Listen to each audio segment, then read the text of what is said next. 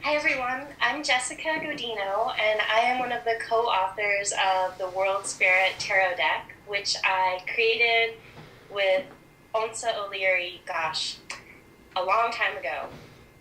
You're gonna have to get help from Onsa on the actual date. I'm good with numbers, but we were little wee babies working together at the French Broad Food Co-op here in the produce department in Asheville, North Carolina, and besides the immediate chemistry we had and just really liked each other and loved working together, we discovered we were both tarot enthusiasts. And she said, hey, why don't we get together and do a study group and just pool all our decks and all our books. And we started doing that every week. We'd get together for hours and pour over different decks and authors and compare and just dove in with all our hearts just because we love the tarot. No other reason.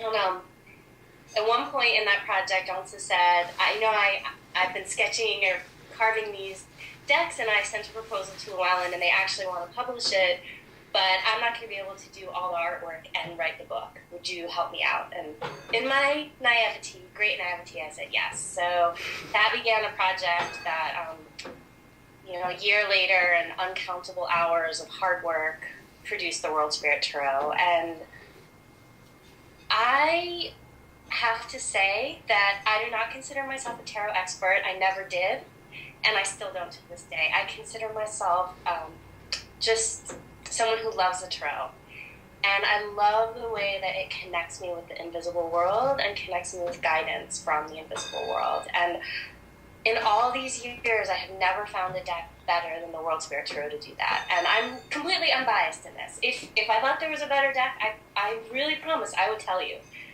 But I don't own any other decks. I'm not a collector anymore. I've moved so many times. This is my deck that after, 10, 12, 15, I can't remember how many years. And just the other night on New Year's, I got together with some friends and we all pulled cards, and I was just amazed at the capacity of this creation to continue to guide and influence my life and the lives of the people I love in such a beautiful and profound way. But I have to warn you that if you're a long-term user of the tarot, you might have noticed the tarot can have a sense of humor and will often advise by teasing you. And I don't know if it has anything to do with the creators, but the world spirit seems to have a little bit of an extra edge at times. So just be prepared to be teased or, shown where you may be taking yourself a little too seriously at times. I think that what Onsa did with the artwork in this deck is beyond phenomenal. There is nothing like it in the world.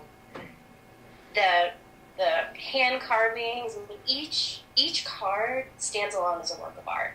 And I'm never tired of the images or never stop finding new things in them.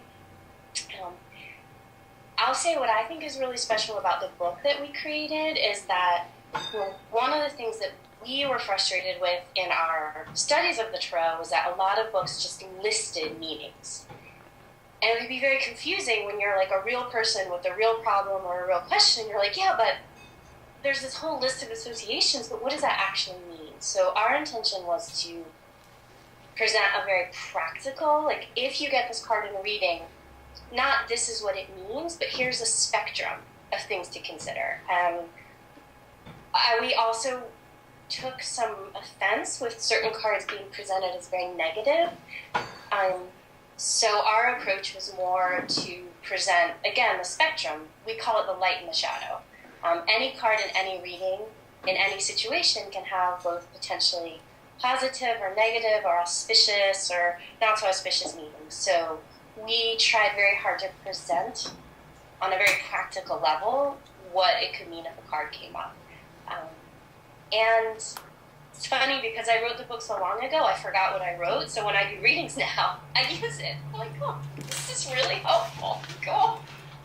So I recommend writing something and then, whatever. How many years has it been? 10, 12 years later, pick it up. And I'm like, oh, actually, this is good. So I still use the deck. I still consider myself a very humble student and lover of this creation, and I do believe that the tarot is a living consciousness. There's a spirit in it that wants to help us all evolve and grow and become better people in the world.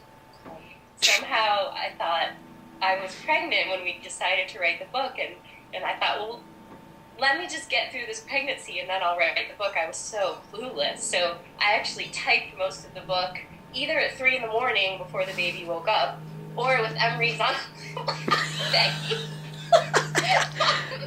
computer, or, you know, nursing him and typing with him and nursing the baby. So, yeah, and then when my friend Alan, who helped me edit it, we would get together to edit, and Emery's was crawling by then, and he would steal all the pens. I just remember that we couldn't make notes because the baby would hoard the pens. So it's like, you don't have to be a student of the occult. If you are, fine, you'll find things you enjoy, but if you're just I mean, what I love about this deck is if you're a tarot aficionado, like, you need this deck, because there's nothing like it. If you've never pulled a tarot card in your life, you need this deck, because it's so accessible and so warm and welcoming for people. So yeah, absolutely. We wanted something that was not fancy, and that's, you know, that's who we are. I mean, we're like, bring it to the people, you know, make it real.